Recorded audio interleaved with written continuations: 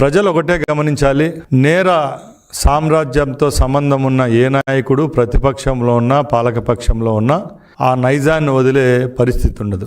ముఖ్యంగా జగన్మోహన్ రెడ్డి లాంటి ముఠా నాయకుడు ఇప్పటికి కూడా వారి కింద ఉన్న వాళ్ళ నాయకులైతేనేం వాళ్ళ కార్యకర్తలైతేనేం పైన ప్రోత్సహించబడుతున్నారు, పైన ఆదరణ ఉంది కాబట్టి ఈరోజు ఇంకా ఈ యొక్క కార్యకలాపాలు పేటరేగిపోతున్నాయి.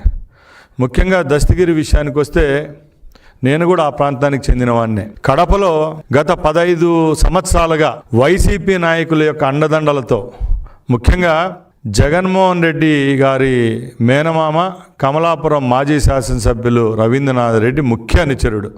అలాంటి వ్యక్తి సుమారుగా కడపలో ఒక 100 సెటిల్మెంట్లు చేసింటాడు ఈ 10 సంవత్సరాల్లో.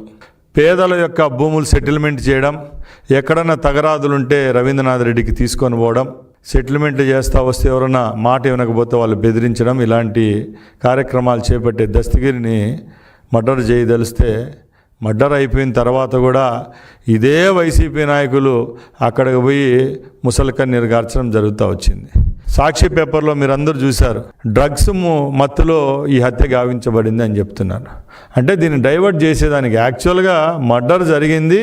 ఎవరైతే వైసీపీకి సంబంధించిన 2 ముఠాలుగా ఉండి వాళ్ళే కక్షలు పెట్టుకొని భూ లావాదేవీల కాడ వ్యత్యాసాలు వచ్చి అక్కడ చంపుకుంటే డ్రగ్స్లో మత్తులో చేశారని చెప్పి వాళ్ళ సాక్షి పేపర్లోనే బహిర్గతం చేయడం జరిగింది. ముఖ్యంగా మేము ఒకటే చెప్తున్నాం, దస్తగిరి అనే వ్యక్తి ఎవరైతే ఉన్నారో ఆయన రవీంద్రనాథ్ రెడ్డి యొక్క బినామీనా కాదా అని మేము అడుగుతున్నాం.